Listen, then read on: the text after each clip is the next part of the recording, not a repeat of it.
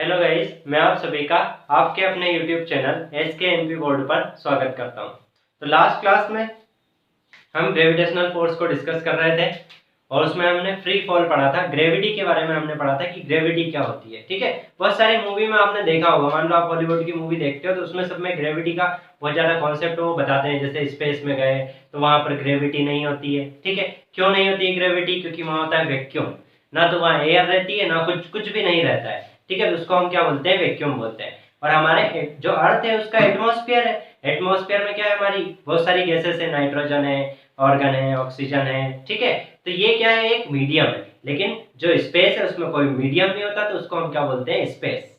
ठीक है, स्पेस में जैसे आपने बहुत सारी मूवी देखी होगी तो उसमें आप किधर भी पाँव करते हो, कैसे भी। जैसे एयरक्राफ्ट जो होते हैं, स्पेस क्राफ्ट जो होते हैं, उनमें हम देखते हैं कि हाथ पैर हमें मूव करने पड़ते हैं। ठीक है, जो पर्सन है वो कैसे ऐसे हवा में डाइव करता है। ठीक है, हवा में तैरता है। तो वो सब चीजें क्यों हो जाती है? क्योंकि वो विदाउट ग्रेविटी नहीं रहती वहां पर। ठीक है, मतलब वहां पर कोई फोर्स ऑफ अट्रैक्शन नहीं रहता है। लेकिन अर्थ की बात करें तो अर्थ के पास क्या है? फोर्स ऑफ अट्रैक्शन है। तो उसी पर बेस्ड हमने दो क्वेश्चन आपको दिए थे, मैंने आपको कुछ करने के लिए दिया था, वही डिस्कस करना है हमें। तो यही था, ऑब्जेक्ट फॉल अंडर ग्रेविटी। मतलब कोई ऑब्जेक्ट है वो ग्रेविटी के अंदर फॉल करेगा तब क्या होगा, यदि वो ग्रेविटी के अंदर फॉल नहीं करता है तब क्या होगा, ये हमें पता करना है। ठीक है, तो यहाँ पर हमने दो चीजें ली। पहले अर्थ ले लिया, अर्थ में दो ऑब्जेक्ट लिए हमने। एक स्टोन लिया, स्टोन मतलब उसका मास ज्यादा होगा। ठीक है, और पेपर उसका मास क्या होगा? कम होगा। दूसरा हम स्पेस की बात करें, या फिर हम यहाँ पर लिख देते हैं वैक्यूम। ठीक है, वैक्यूम मतलब क्या? जहां पर एयर नहीं हो, कुछ भी एग्जिस्ट नहीं करता हो, तो उसको हम क्या बोलेंगे? वैक्यूम। अब देखिए, वही हमें पढ़ना है। तो हमने दो चीजें ली। तो मान लो आप एक बिल्डिंग पर खड़े हो। ठीक है, बहुत बड़ी बिल्डिंग है, ये अर्थ है। यहाँ बिल्डिंग पर आप खड़े हो। ठीक है, बहुत बड़ी बिल्डिंग है, यहाँ पर आप खड़े हो। आपके पास दो चीजें हैं, एक हाथ में आपका स्टोन है और दूसरे हाथ में आपका पेपर है। अब क्या किया आपने? दोनों को बिल्डिंग से ऐसे छोड़ दिया। ठीक है, फ्री फॉल मतलब क्या? आपने बिना कोई फोर्स लगाए दोनों को छोड़ दिया। जैसे मैं यहाँ पर लूं, ऐसे पेन लूं मैं और इसको छोड़ दूं ऐसे। ठीक है, तो ये कैसे होगा? फ्री फॉल होगा। तो यहाँ पर एक पेपर लिया और एक स्टोन लिया और इसको आपने छोड़ दिया। अब आप ये बताओ कि पेपर पहले जमीन पर आएगा या फिर जो है स्टोन है वो जमीन पर पहले आएगा? मतलब ग्राउंड पर जो पहले स्टोन पहुंचेगा या फिर पेपर पहुंचेगा? तो डेफिनेटली क्या पहुंचेगा? स्टोन। स्टोन पहले आएगा। ठीक है, इसको टाइम कम लगेगा। पहले आएगा मतलब इसको टाइम कम लगेगा, ये जल्दी पहुंच जाएगा ग्राउंड पर। लेकिन पेपर को आने में टाइम ज्यादा लगेगा। ऐसा क्यों हुआ? ऐसा दो तीन चीजों की वजह से हुआ है, लेकिन मेनली जो हम बात करते हैं वो हम बात करते हैं ग्रेविटी। किसकी वजह से? ग्रेविटी की वजह से। ठीक है, और हम बोल सकते हैं कि जो एयर है उसका फ्रैक्शन है।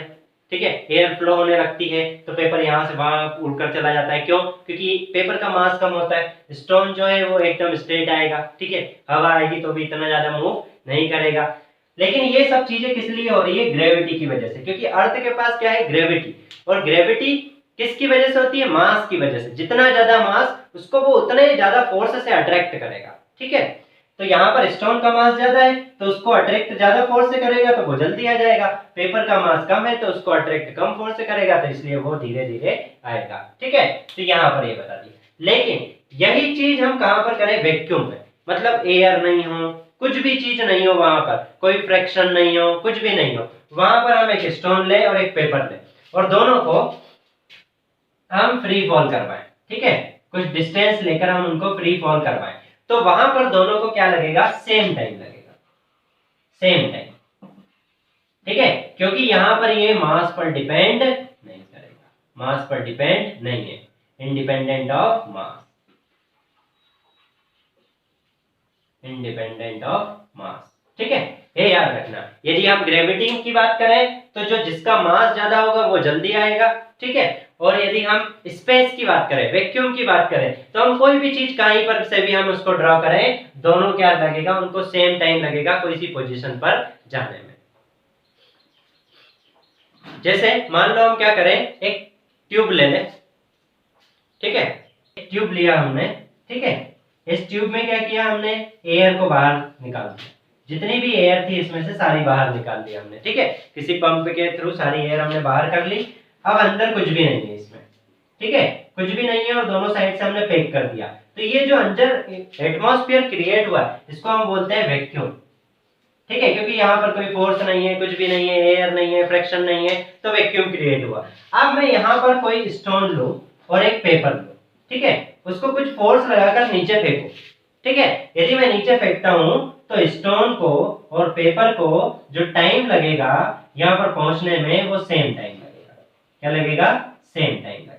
ठीक है, ये बताना चाह रहा हूं मैं आपको एक्चुअल में कि मान लो हम कोई वैक्यूम बनाए, उसमें सेम फोर्स से दो ऑब्जेक्ट फेंके, लेकिन उनका मास अलग अलग हो दोनों का, तो दोनों को टाइम जो है सेम लगेगा यहाँ तक पहुंचने में, क्योंकि यहाँ पर जो डिस्टेंस ट्रेवल करने की स्पीड है वो किस पर डिपेंड नहीं करती? मास पर डिपेंड नहीं करती। कहां पर डिपेंड नहीं करती? वैक्यूम में।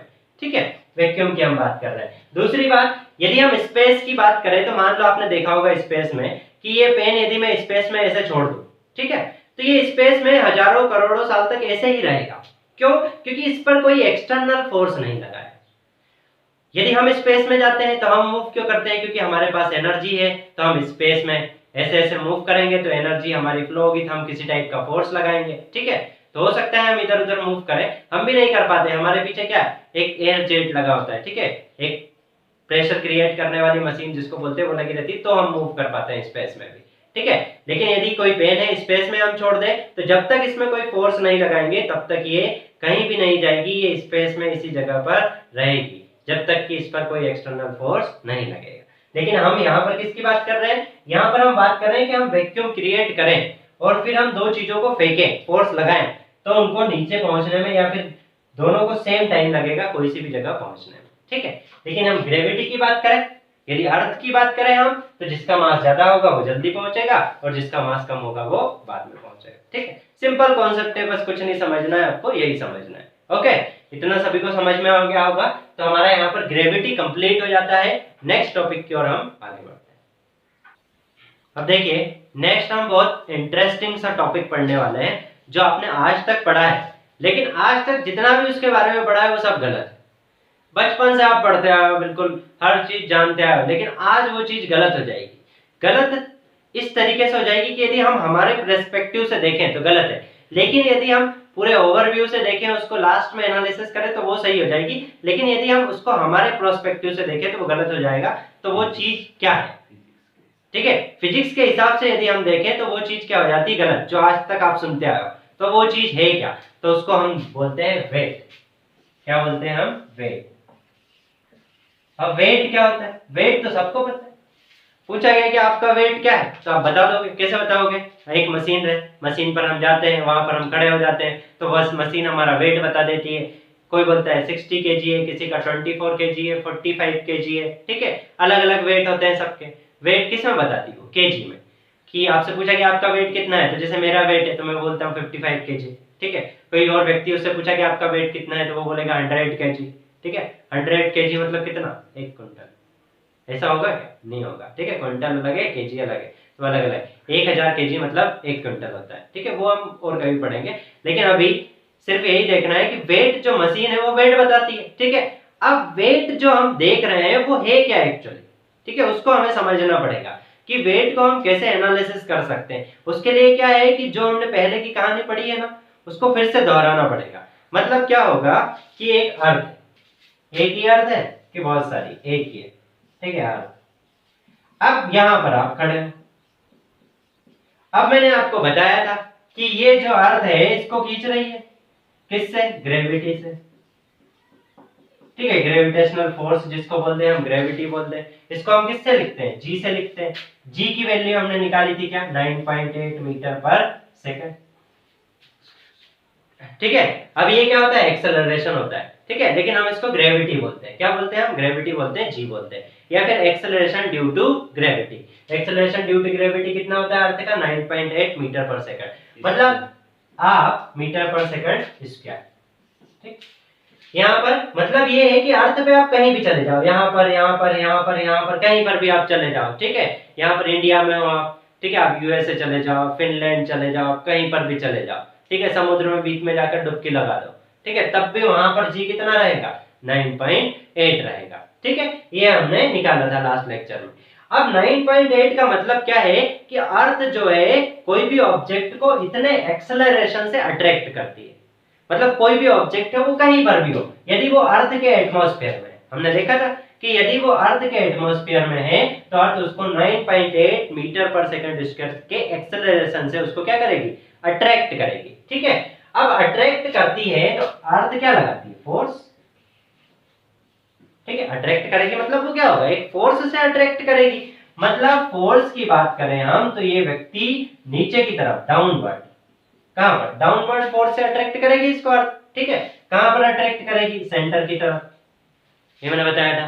तो यहाँ सेंटर की तरफ इसको अट्रैक्ट करेगी और ये फोर्स नीचे होगा।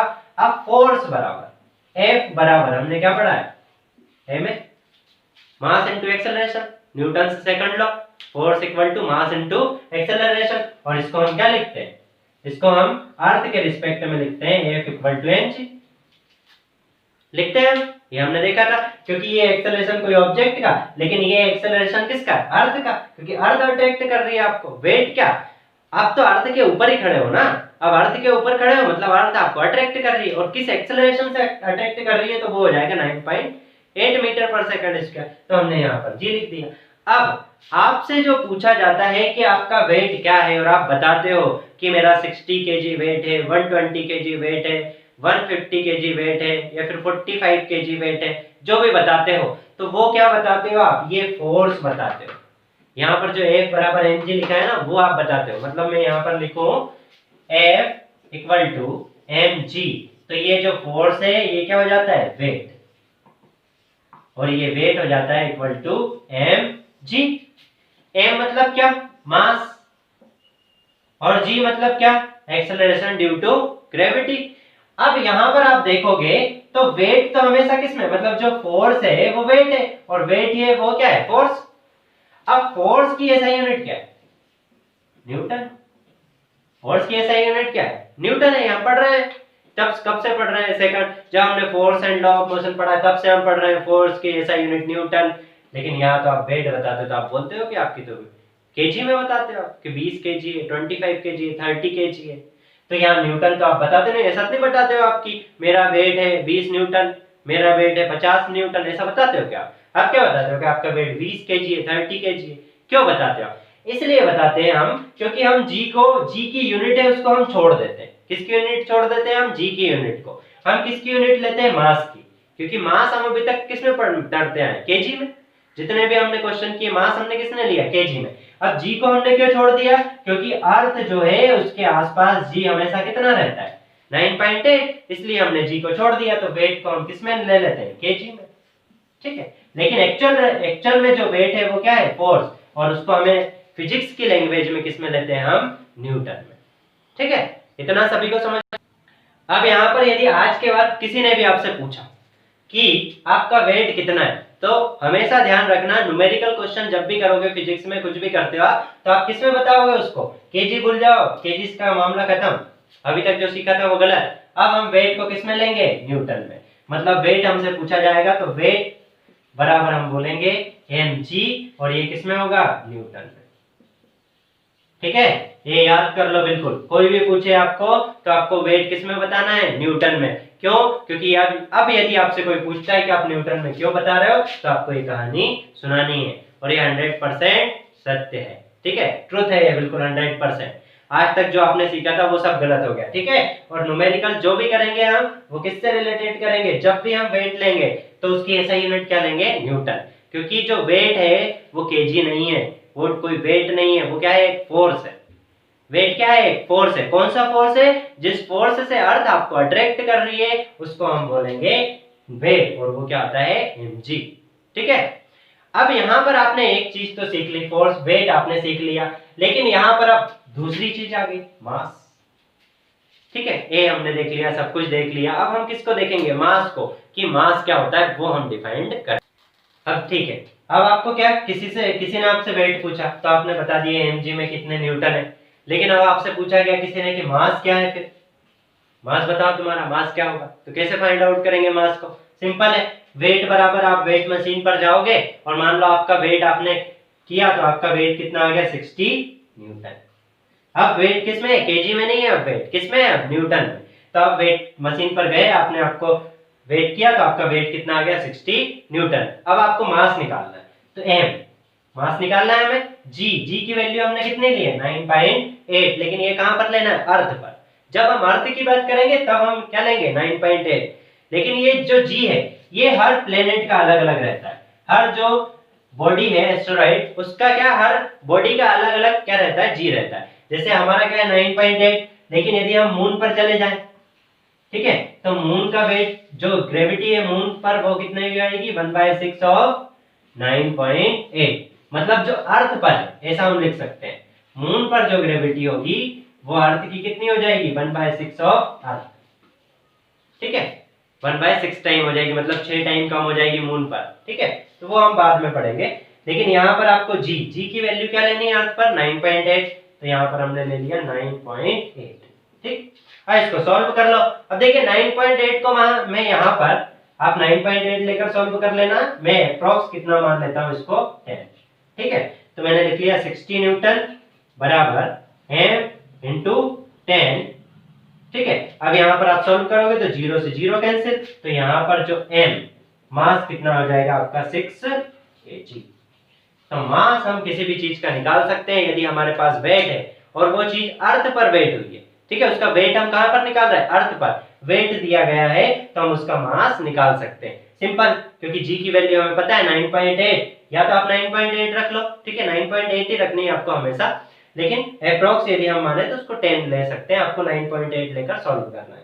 ठीक है, तो यहाँ पर 0 0 कैंसिल, तो यहाँ पर क्या आ जाएगा 6 kg। तो ये आपका क्या है मास है, ये क्या है आपका मास। और आज तक जो आप बता रहे थे 60, ठीक है, वो क्या है फोर्स है, वेट वो क्या है न्यूटन में। वेट हमेशा न्यूटन में होता है, मास हमेशा किस में होता है केजी में।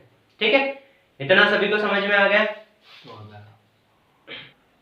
अब यहाँ पर यदि आपसे किसी ने पूछा कि आपका वेट कितना है तो आप क्या बोलोगे 60 न्यूटन। क्या बोलोगे 60 न्यूटन। और यदि आपसे पूछा गया कि आपका मास कितना है तो आप क्या बता दोगे 6 केजी। अब ऐसा नहीं कि सबको यही बताना है, सबको अपना वेट निकालना है, वेटिंग जो भी आपका वेट है वो आपको लिखना है। ठीक है, और वेट लिखने के बाद आपको यहाँ पर 9.8 से डिवाइड करना है उसको, और आपको आपका मास निकालना है, और मास निकाल के आपको कमेंट बॉक्स में कमेंट करना है। ठीक है, गॉट इट। सबका अपना अलग अलग वेट होगा, नहीं तो सब मान लेंगे सबका 60 न्यूटन। अब केजी में नहीं है, वेट किस में है न्यूटन में। ठीक है, और यहाँ पर सभी को अपना अपना मास निकालना है और कमेंट बॉक्स में कमेंट करना है। ठीक है, अब आगे बढ़ते हैं हम नेक्स्ट। अब देखिए इसको हम डिफाइन कर लेते हैं वेट को। हमने क्या पढ़ा, the force with which the earth attracts the object। जिस फोर्स से अर्थ अट्रैक्ट करती है कोई ऑब्जेक्ट को इज कॉल्ड वेट। ठीक है, ये आपको डेफिनेशन लिख लेनी है। यदि आपसे पूछा गया कि वेट की डेफिनेशन क्या है तो ये आपको कॉपी पेस्ट करना है। ठीक है, अब वेट को हम डिनोट किससे करते हैं W से, और ये इक्वल टू क्या हो जाएगा mg। तो वेट इक्वल टू mg। और आपसे पूछा गया वेट की एसआई यूनिट, तो वेट की एसआई यूनिट क्या होती है, ये अभी हमने पढ़ा, क्या होती है न्यूटन। ठीक है, नेक्स्ट यदि हम कंपेयर करें वेट को किससे, हमारे मून के वेट से। ठीक है, यहां के वेट को मून के वेट से कंपेयर करें तो हम बोल सकते हैं दी gravity on moon is equal to 1/6 of the gravity on earth। मतलब अर्थ पे जितनी ग्रेविटी होगी उसका 1/6 कहां पर है, 1/6 कहां पर है मून पर। मतलब मून पर जो ग्रेविटेशनल फोर्स है वो क्या है कम है अर्थ से। मतलब ऐसा बोल दिया जाए कि अर्थ पर, कहां पर वेट ऑन अर्थ, अर्थ पर आपका वेट कितना है 60 न्यूटन। ठीक है, ऐसा बोल दिया गया कि आपका वेट अर्थ पर कितना है 60 न्यूटन। अब हमने यहाँ पर वेट ऑन अर्थ कितना मान लिया 60 न्यूटन। अब इसको क्या है आप थोड़ा सा लिख लो, जैसे ग्रेविटी ऑन मून, तो gravity on moon equal to 1/6 of gravity on earth. ठीक है, इसको ऐसा आप अंडरलाइन बनाना। ठीक है, 1/6 होती है किसकी, अर्थ की, कहां पर, मून पर। अब आपसे यदि मान लो पूछा गया, एक क्वेश्चन हम ले लिया हमने ऐसे सिंपल, कि जो वेट है वो अर्थ पर कितना है, 60 न्यूटन, अर्थ पर वेट कितना है, 60 न्यूटन। तो आपको वेट बताना है कहां पर, मून पर, कि उसका जो वेट है वो मून पर क्या होगा। तो उसके लिए सिंपल कुछ नहीं, तो वेट ऑन अर्थ हम क्या लिखते हैं, mass into gravity on earth, ठीक है, ऐसा लिखते हैं। अब यहां पर ये कितना दिया हमें, 60 equal to M G by E, ठीक। अब यहां पर हमें निकालना है, तो वेट ऑन मून क्या होगा, mass into gravity of moon, ऐसा हो जाएगा। अब देखिए यहां से ग्रेविटी ऑफ मून को हम क्या लिख सकते हैं, अर्थ के फॉर्म में 1/6 ऑफ जी, ऐसा लिख सकते हैं। तो मैं यहां पर ऐसा लिख सकता हूं 1/6 m into G on earth, ये जी एम की जगह मैंने यहां पर वैल्यू पुट कर दी 1/6, ठीक। अब मैं इसको लिखो तो और सिंपल लिख सकता हूं 1/6 m इन जी, ऐसा लिख सकता हूं, ठीक है। अब यहां पर देखोगे तो ये जो जी यहां पर जो ये क्वांटिटी और ये जो क्वांटिटी दोनों क्या है, सेम, ठीक है। ये मास और ग्रेविटी ऑन अर्थ, मास और ग्रेविटी ऑन अर्थ, ठीक है। तो मैं यहां पर कितना है 60, तो यहां पर मैं 60 वैल्यू पुट कर दूंगा, तो 1/6 इंटू 60, तो 0 6 से इसको डिवाइड करोगे 10 टाइम्स चला जाएगा, तो यहां पर जो वेट ऑन मून होगा वो कितना हो जाएगा, 10 न्यूटन, सिंपल, ठीक। तो यहां पर जो हमने देखा वो क्या देखा, कि यदि हमने वेट लिया कोई भी ऑब्जेक्ट है या फिर आपका वेट लिया अर्थ पर, यदि हमने 60 न्यूटन लिया, तो जो मून पर वेट है वो कितना हो जाता है, 10 न्यूटन। मतलब सिंपल सा हम बोल सकते हैं कि जो वेट होगा वो कितने टाइम कम हो जाएगा, 1/6 टाइम क्या हो जाएगा, कम हो जाएगा, ठीक है। इतना हमने पढ़ लिया। अब यहां पर इसमें आप एक चीज और देखो, कि यहां पर जो हम वेट निकाल रहे हैं उसमें हमारी g की वैल्यू चेंज हो रही है, किसकी वैल्यू चेंज हो रही है, g की वैल्यू चेंज हो रही है, लेकिन एक जो वैल्यू है वो चेंज नहीं हो रही, वो क्या है, मास।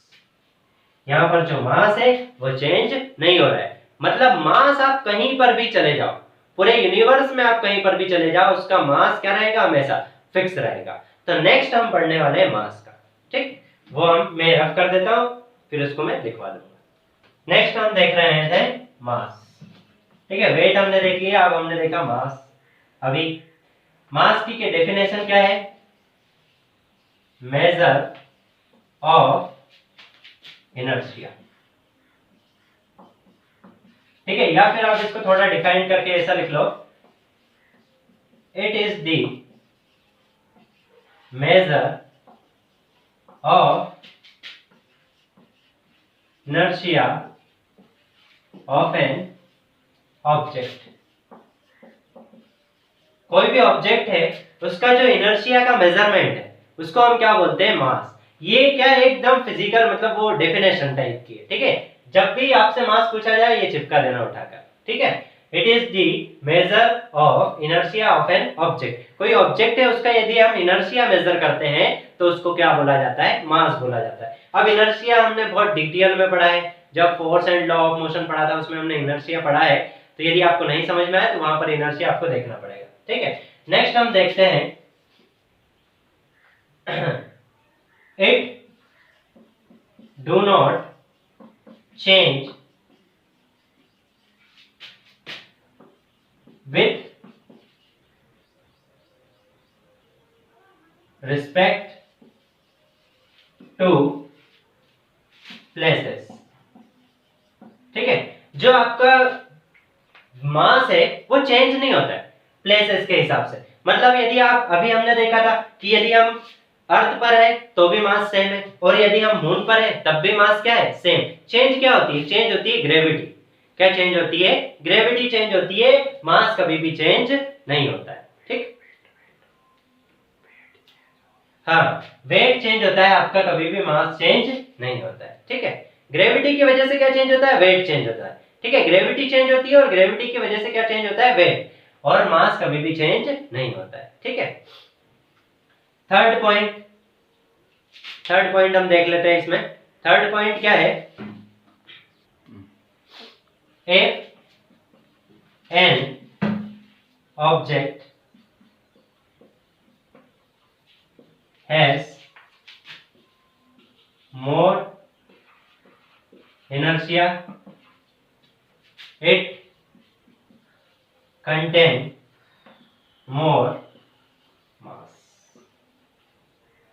ठीक है, सिंपल लैंग्वेज में यदि बोले तो यदि आपका इनर्शिया चेंज हो रहा है, ठीक है, तो उसका जो मास है वो भी क्या होगा, इंक्रीज होगा, ये चेंज होगा। जैसे जैसे इनर्शिया इंक्रीज होगा वैसे वैसे मास इंक्रीज होगा, इनर्शिया डिक्रीज हो जाएगा तो मास क्या हो जाएगा, डिक्रीज हो जाएगा। ठीक है, ये बस मास के बारे में आप ये दो पॉइंट भी ये पॉइंट याद नहीं रखोगे, लेकिन ये दोनों पॉइंट आपको हमेशा याद रखने हैं। एक और चीज आप याद रख सकते हो कि मास को हम किस में मेजर करते हैं, केजी में। ऐसा यूनिट क्या है इसकी, केजी। मास की ऐसा यूनिट क्या है, केजी। ठीक है, और वेट की केजी नहीं है, वेट की क्या है, न्यूटन है। ठीक है, तो ये हमारा कंप्लीट हो गया है। अब इसके आगे हम नेक्स्ट वीडियो में देखेंगे, जो भी हमें चीजें पढ़नी है सारी चीजें हम नेक्स्ट वीडियो में डिस्कस करेंगे। यहाँ पर हमारा बेसिक वाला कॉन्सेप्ट जो इससे रिलेटेड है, ग्रेविटेशन से रिलेटेड है, वो हमारा कंप्लीट हो जाता है। तो इसी के साथ ये वीडियो आपको अच्छा लगा हो तो आपको कमेंट करना है। ठीक है, कोई चीज आपको समझ में नहीं आई है तो भी आपको कमेंट करना है। किसी चीज की कोई इंक्वायरी हो, कुछ चीज आपको पूछना है तो आप कमेंट बॉक्स में कमेंट कर सकते हैं।